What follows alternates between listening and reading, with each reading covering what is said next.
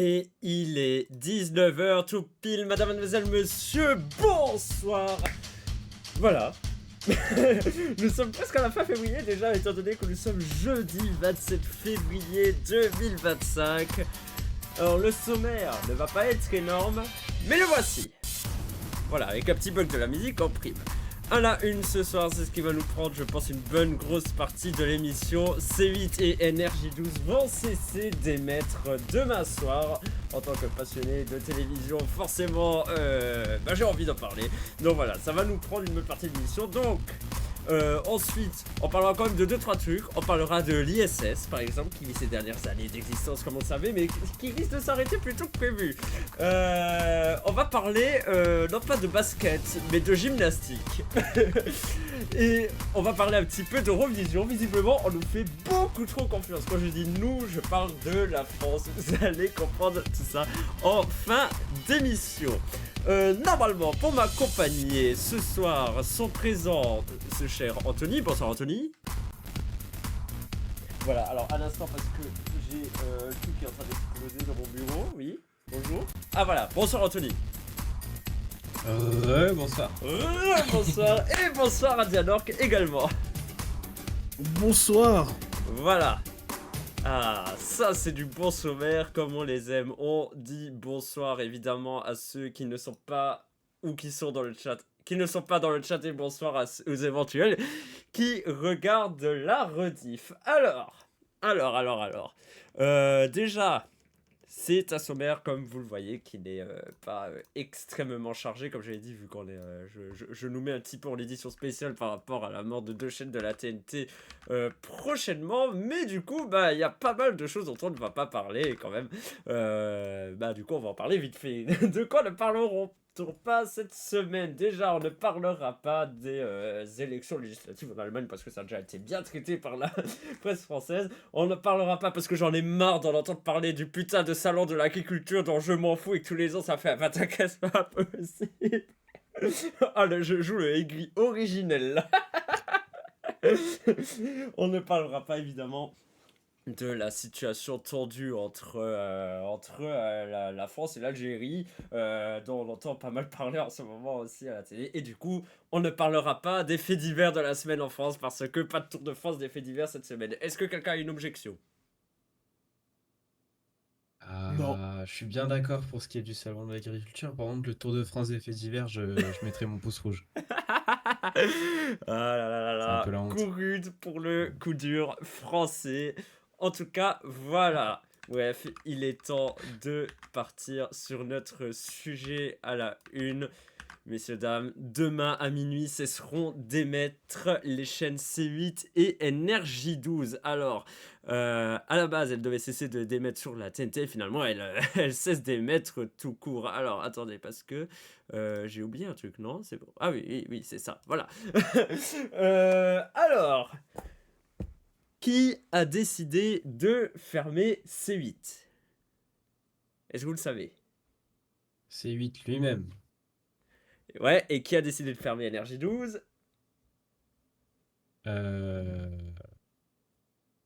Et RJ12 lui-même. Effectivement, parce qu'il y a une grosse confusion dans j'entends depuis un bon moment, et du coup on va remettre un petit peu les pendules à l'heure.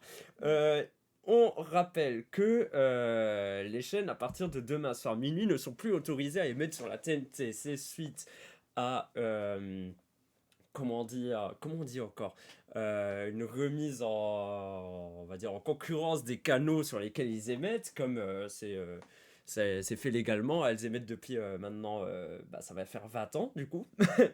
Et les contrats pour émettre sur la TNT, sur l'espace public audiovisuel français, ont une date d'échéance. Et du coup, un peu avant, l'ARCOM, qui était anciennement le CSA, fait des auditions pour voir qu'est-ce qui va aller sur le canal à la place. Alors la chaîne peut se représenter à sa propre succession, ce qui a été le cas pour C8 et NRJ12, et après l'ARCOM, soit il accepte de reprendre la même chaîne, soit il en prend une autre. Et du coup, on est sur un cas assez inédit qui n'est encore jamais vraiment arrivé, où l'ARCOM, du coup, va va couper, a coupé pardon, l'autorisation d'émettre de C8 et d'énergie 12 pour diverses raisons.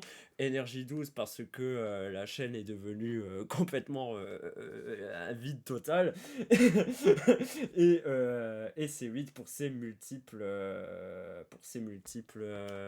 Sanction. sanctions, ingérence, enfin pas ingérence, non c'est pas le bon terme, mais enfin pour ces multiples problèmes qu'ils ont eu justement avec l'Arcom. Ils ont préféré du coup deux autres projets qui ont été retenus, OFTV et T18, dont on reparlera un tout petit peu aussi.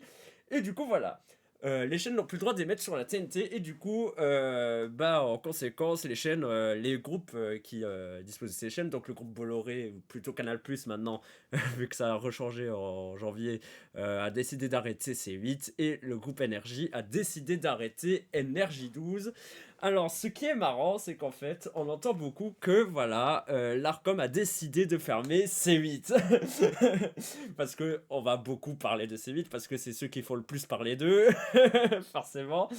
On rappelle que rien n'empêchait, en fait, ces deux chaînes d'exister par la suite, à partir du 1er mars. En fait, c'est juste que l'espace public sur lesquels elles émettaient, ils auront plus le droit d'émettre dessus. Mais ils peuvent toujours émettre sur les box, ils peuvent toujours émettre par internet et tout. Mais bon, ils ont décidé de fermer pour plus ou moins quelques raisons. Énergie 12, c'est surtout parce que ça leur fera perdre plus d'argent qu'autre chose. Là où C8 faisait déjà perdre un peu d'argent, pas mal d'argent au groupe Bolloré, je veux dire. Donc voilà, là on est déjà sur la première partie. Alors, On peut d'ailleurs illustrer le choix du canal avec le fait que Canal+ décide de se retirer justement de la TNT, yes, tout en effectivement. continuant d'émettre sur ses applications, ses sites et via les box, j'imagine. Yes, Canal+ a Voilà. décidé de retirer toutes ces chaînes de la TNT, à part CNews et C-Star, du coup. Mais du coup, Oui, c'est vrai. toutes ces chaînes, on va dire, payantes dans Canal+, mais aussi certaines chaînes qui émettaient sur d'autres canaux de la TNT, parce que la TNT, ce n'est pas que les 27 chaînes qu'on connaît, c'est aussi les chaînes locales, et c'est aussi des chaînes payantes. Et du coup, tout ce qui est Canal+, cinéma et tout le bordel, là, ça va dégager aussi. Donc ça, ce sera après le 5-6 juin. Alors... Déjà, première chose, qu'est-ce qu'ont prévu les chaînes pour leur fin? Alors, pour Énergie 12, on a eu beaucoup de mal à le savoir pour la simple et bonne raison, en fait, qu'ils sont restés, entre guillemets, dans le déni jusqu'au bout. Dans le sens où, on rappelle qu'il y a encore une semaine ou deux, on attendait des décisions du Conseil d'État vis-à-vis de ça.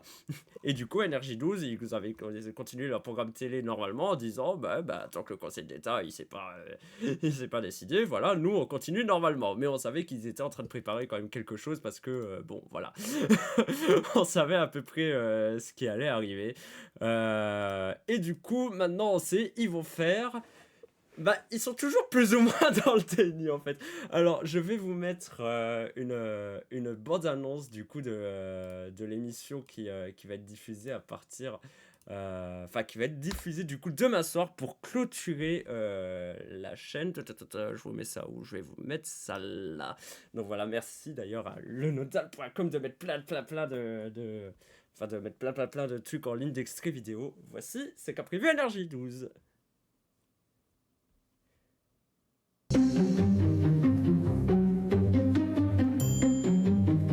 Voilà, si vous ne la connaissez pas, c'est Ayem Nour, qui est une ancienne candidate de télé-réalité et présentatrice, on va dire, un peu vedette de Énergie 12. Sur le stream, j'ai pas le son, je sais pas si c'est normal. Ouais, parce que c'est. Enfin, c'était ouvert sur Attendez, Discord, les c'est pas le amours. stream. Je crois qu'on a oublié quelqu'un. Ok. Voilà. On verra d'ailleurs qu'il y aura la Vous croyez présence de vraiment Nabila, qu'on vous allait vous rendez pas venir pour compte? Énergie 12? Pour l'anniversaire dingue. d'Énergie Énergie 12, les 12, 20 ans d'énergie 12. Non mais allô quoi, bien sûr qu'on sera là. Putain, tout ce que j'aime pas réuni dans une seule merde. 20 ans de grandes émotions. Présenté par Ayem Nour, vendredi 28 février à 21h sur Énergie 12. Voilà, alors en fait on voit que Énergie 12, eux ils jouent le jeu complètement inverse de C8. En fait eux ils sont là venez, on fête nos 20 ans, parce que c'est les 20 ans, hein, évidemment. Ils avaient 20 ans d'émission d'autorisation des vêtements, donc ils arrivent à leurs 20 ans. Donc pour eux, c'est pas une soirée de clôture, c'est une soirée pour fêter les 20 ans de la chaîne. Ni plus ni moins. Mais à minuit, C'est donc ça, le signal va couper. Marrant. c'est donc ça qu'on appelle le déni. Et ouais, non, mais après, ils ont raison en soi, tu vois. Genre, mais j'avoue que ça m'a fait assez rire parce qu'ils sont restés vraiment dans le déni assez longtemps. Non, voilà, ça c'est pour Énergie 12. C8, c'est un peu plus compliqué parce que C8, ils sont quand même dans un groupe qui diffuse pas mal de choses à la télé. Le problème, c'est que demain soir, sur Canal+, c'est la cérémonie des Césars. Or, ils allaient pas foutre une énorme soirée de clôture de C8 en face des Césars. Et parce qu'ils savent que ça leur ferait perdre l'audience pour les Césars. Alors du coup, la grosse soirée, on va dire, de fin de C8, bah c'est déjà ce soir en fait. Il me semble même que ça a déjà commencé. Hein. Je connais pas trop les horaires des émissions de Cyril Hanouna. Mais voilà, Oh ouais, ils ont décidé 19h. de faire Touche pas à mon poste, toute la vérité. Et ce soir, ils n'auront aucun filtre, ils ont dit. Oh putain, non. Et du coup, voilà, ils font ça toute la soirée. Et demain, on va aller de rediff en rediff, plus les dernières émissions de la journée, tout le bordel. On parlera d'ailleurs de la soirée de ce soir vite fait tout à l'heure. Mais du coup, ils ont quand même prévu quelque chose pour un programme pour clôturer la chaîne. Ils ont appelé ça la grande soirée de C8. Donc voici la bande-annonce, messieurs, dames. J'ai pas appuyé sur le bon bouton. Voilà. Donc je sais pas si elle est longue ou pas celle-là. Bonsoir à tous, nous sommes très heureux de vous accueillir en direct pour la naissance de votre nouvelle Ça, c'était grande la chaîne. naissance Ensemble, de C8. nous avons De marqué D8 l'histoire de même à la l'époque. télévision. Je me souviens parce que je l'ai vu en direct. De Direct 8 à C8, revivons 20 ans de complicité avec les Français, 20 ans d'audace et de moments inoubliables. Grosse émotion ce soir. C'est la dernière fois qu'on se voit. Votre chaîne adorée, encore aujourd'hui leader de la TNT. Ne manquez pas la grande soirée C8, vendredi sur C8. Voilà, la grande soirée de C8, donc on va être sur une rétrospective de 20 ans. Enfin, ça va être un peu comme, comme Énergie 12 en soi, mais eux, voilà, ils le disent, hein, c'est finito. Oh putain, ça m'a rappelé en voyant ces trucs que j'ai vu la naissance de D8, entre guillemets, pas de Direct 8. Hein. D8, c'était le moment où justement où Canal+ a pris le contrôle de la chaîne et que Cyril Hanouna y est arrivé. Un grand moment de télévision, messieurs, dames. Quand on sait ce que ça a donné par la suite. Donc voilà, demain, C8 se fait une grande fête, mais quand même un peu en toute intimité pour pas faire trop d'ombre au César. Ce soir, je pense que C8 va signer, je pense, la meilleure audience de l'histoire de son existence. Risque d'avoir quelques problèmes par la suite avec l'Arcom, j'imagine. Mais en tout cas, il y a des questions qui se posaient. Là, je vais partir un peu en mode press people, mais où va aller Hanouna et sa bande? Parce que c'est une grande question qui s'est posée ces derniers mois. Il y a eu des rumeurs comme quoi le groupe M6 était prêt à accueillir, mais ça avait fait un petit peu bad buzz au sein de la rédaction et surtout auprès de Karine Le Marchand qui est en froid avec lui depuis très très très longtemps. Il y avait des rumeurs comme quoi ça resterait sur le groupe Canal, mais le problème c'est que ça pomperait tout le budget de la chaîne C-Star et ils n'ont pas forcément envie d'avoir des problèmes avec Canal+, vu qu'ils veulent le laisser en gratuit. Donc voilà, il y avait plusieurs trucs. Cyril Hanouna a dit, j'ai eu 4 propositions à la fin de l'émission de jeudi soir, donc de ce soir. Ils vont prendre un bus avec toute l'équipe et s'arrêter devant le siège du groupe qui va les accueillir. Bon, on a pas ce qu'on veut. Moi, je trouve ça rigolo, voilà, même si, bon... tu vois qu'ils en ont plus rien à foutre. Après, les rumeurs les plus persistantes disent que les négociations avec le groupe M6 sont abouties, sachant que Cyril Hanouna a fait des excuses publiques envers Karine Le Marchand qui a dit qu'elle serait vigilante, mais ok. Donc ce serait potentiellement pour une émission quotidienne sur W9, je crois, et une émission sur Fun Radio du coup. Donc voilà, Cyril Hanouna qui quitterait complètement la sphère Bolloré. Voilà, bon, on attendra les trucs officiels, mais restons prudents, on va dire. En tout cas, Ça avait oui. Ça avait remué surtout les les journalistes, hein, Ouais, les journalistes d'M6. on en avait parlé Beaucoup. justement il y a quelques semaines, ce communiqué de la Société Ouais. des journalistes d'M6 et d'RTL qui voyait ça un peu d'un mauvais œil. Quoi d'autre? Alors, oui, Pour le breaking news, Ouais. je viens de checker, effectivement, ça a commencé la soirée là sur C8. ouais. Et puis nous avons la Cartman, qui reprend son rôle de Sébastien Patoche. Et Patrick Sébastien, du coup, sur le Évidemment. plateau. N'hésitez le pas à y aller, gratin, hein, le gratin. c'est sûrement mieux que ce stream, je crois. Forcément. Forcément. Voilà.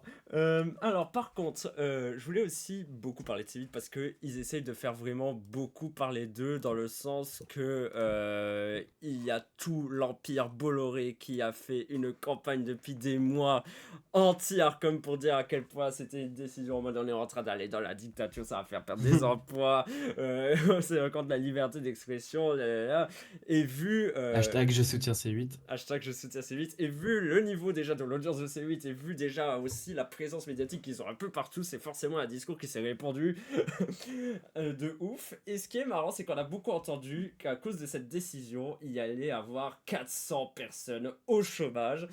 Et ce qui est assez marrant, c'est que ça n'a... Enfin, je veux dire, ça a été plus ou moins débunké en fait. Il faut savoir que, effectivement, il va y avoir un plan social au sein du groupe Canal+, suite à la fermeture de C8. Mais ça n'a rien à voir avec la fermeture de C8. C'était un plan social qui était dans les cartons depuis un moment, en fait. Et ils ont profité justement de la perte de C8 pour dire « Ah bah, vous comprenez, à cause de leur com, des centaines de personnes vont perdre leur emploi. » Mais du coup, ce qu'on sait, c'est qu'aussi, il y a un petit peu des tensions en alterne du groupe Canal+, parce qu'il y a normalement 212 postes qui vont être supprimés à travers tout le groupe, parce qu'il va falloir faire un peu des économies. Donc c'est assez rigolo à voir.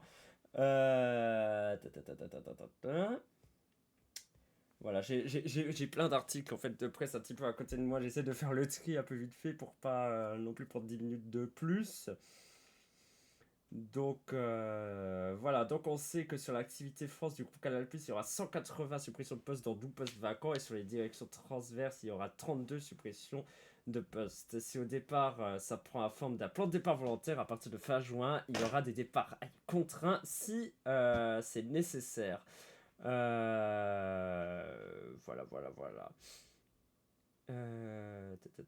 De ce qu'on sait aussi d'ailleurs, il y a une émission culte de Canal+ qui existe, Groland, qui serait concernée. Le programme va perdurer, mais pas l'équipe qui est derrière. Wow. Donc voilà, la production va être externalisée, histoire que ce ne sera plus des salariés du groupe Canal qui s'en occupent, mais des prestataires, vu que ça coûte moins cher. Voilà, entre autres. Hein. Super. C'est chaud. Voilà. Qu'est-ce qu'on entend? Alors, ce qui est marrant aussi, c'est qu'on a entendu ces derniers jours, c'était qui? C'était... putain, j'ai du mal à voir les trucs, il y a des pubs qui se mettent sur les articles. Voilà, un journaliste, en fait, Julien Torres, qui a affirmé, en fait, avoir surpris dans un restaurant une discussion entre des membres de l'Arcom, durant laquelle ils auraient raconté avoir agi sur commande, en fait, genre on nous a dit de faire fermer de faire fermer les vides et tout le bordel. Ce qui est marrant, c'est que en fait le gars a raconté son histoire et l'Arcom a fait un communiqué, et c'est très rare que l'Arcom fasse un communiqué, il faut le dire, de presse, pour démentir le truc en disant que de toute façon son histoire ne tenait pas la route parce que de 1, l'Arcom a déménagé en fait au mois de janvier. Donc tout ce qu'il est en train de raconter, c'est ce qu'il avait entendu récemment, en fait, normalement n'a pas eu lieu d'être et tout. Et du coup ça m'a fait assez rire parce que ça rentrait vraiment dans la campagne de toute la science Bolloré pour discréditer l'Arcom sur le choix et tout le bordel. Est-ce qu'on a un dernier truc? Il y avait un article assez récent du Monde sur lequel j'étais tombé et du coup qui remet à coup les pendules à l'heure et je finirai peut-être là-dessus pour ce sujet.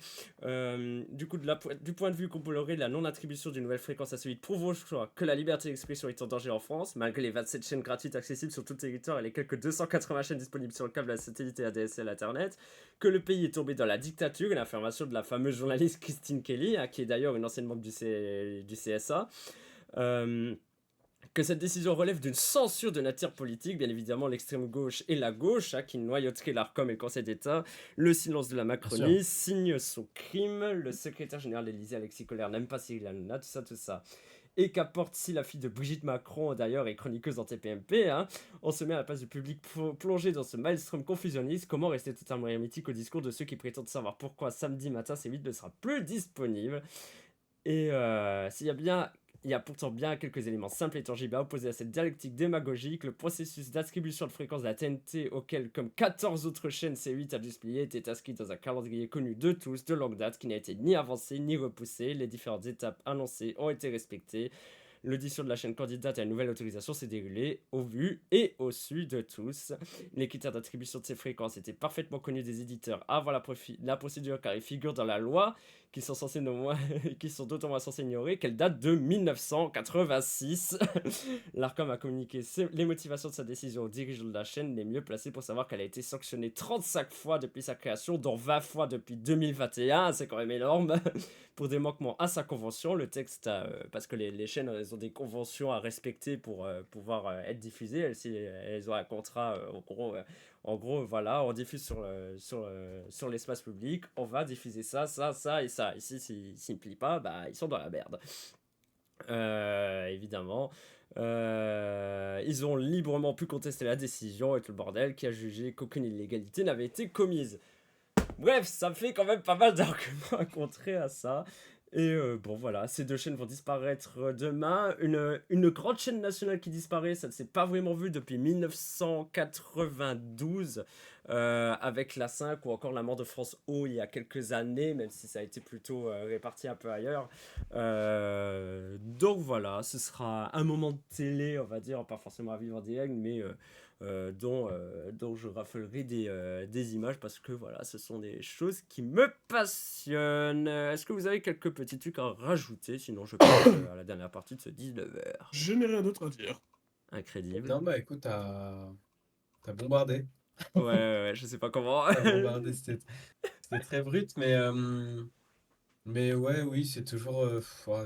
En vrai, c'est bête, hein. Mais c'est vrai que c'est intéressant de voir comment une chaîne arrête sa dernière image, quoi. Quelle est la dernière image d'une chaîne? Ouais. Bon, Et après, les chaînes en question ne tiennent pas à cœur, et puis bon, ciao Pantin, mais voilà, bon, j'avoue que c'est intéressant.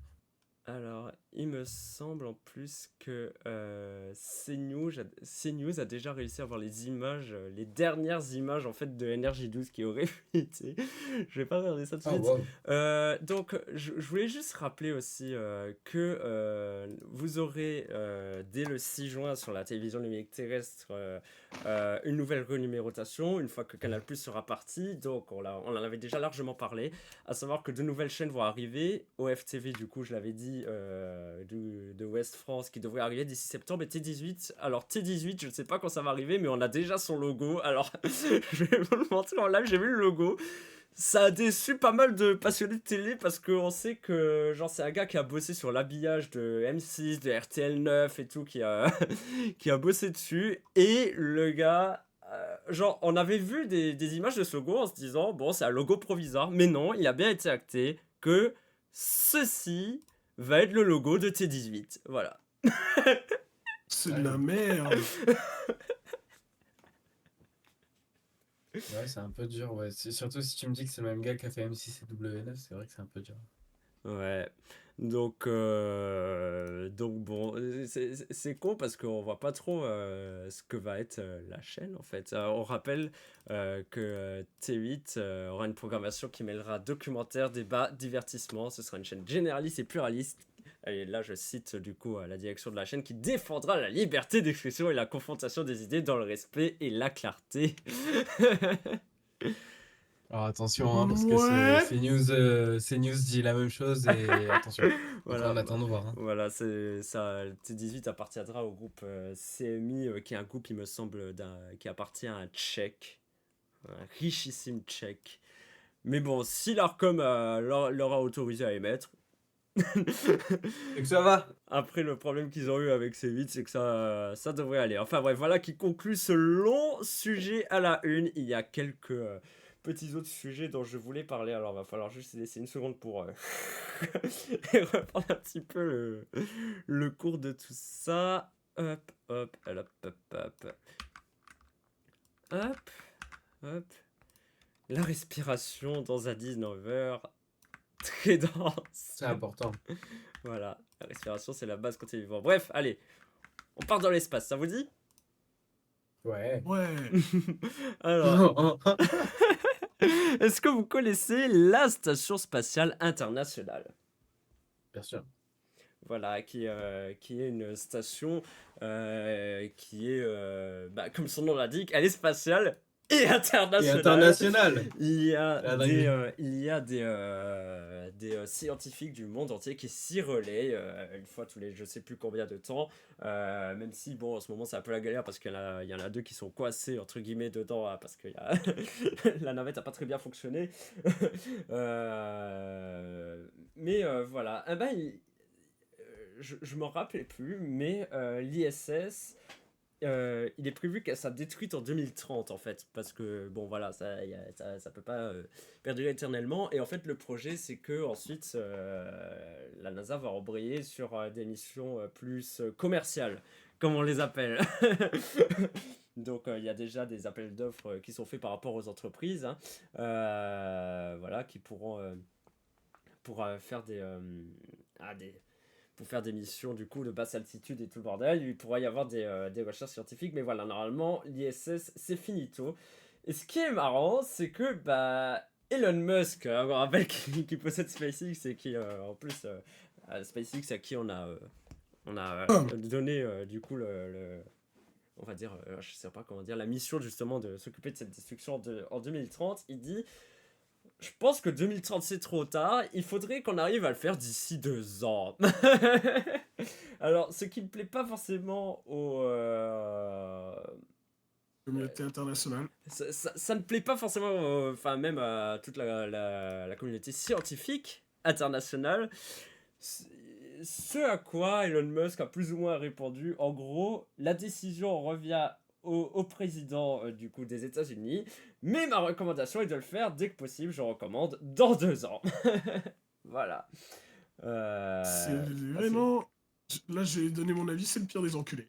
Ouais, parce que c'est justement le président des États-Unis qui doit décider de la date normalement. C'est normal puisque le dialogue est censé être rompu entre la Russie et les États-Unis. Ouais. Voilà. Qu'est-ce qu'on a eu comme réaction? Le président du comité du commerce du Sénat américain qui a dit abandonner l'orbite terrestre basse sous prétexte de se concentrer uniquement sur la Lune ou sur Mars permettrait simplement à la Chine de combler le vide, éloignant les États-Unis de leurs partenaires.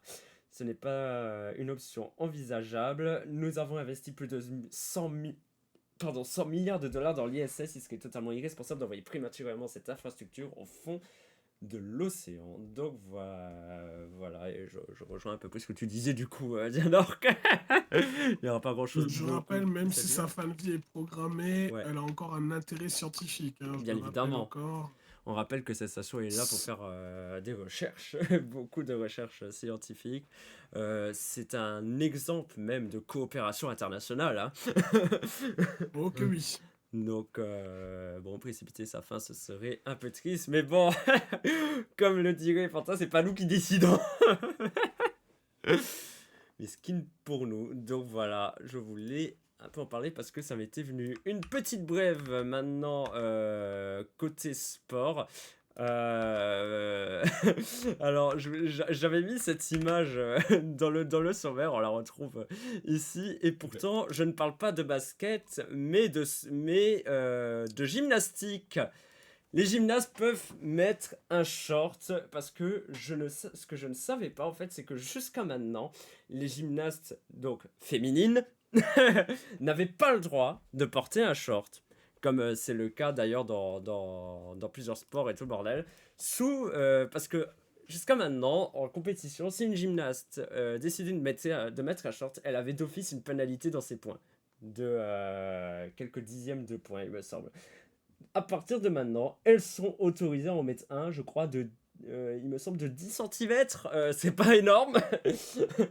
Mais quand on sait que c'est autorisé chez les hommes depuis des décennies.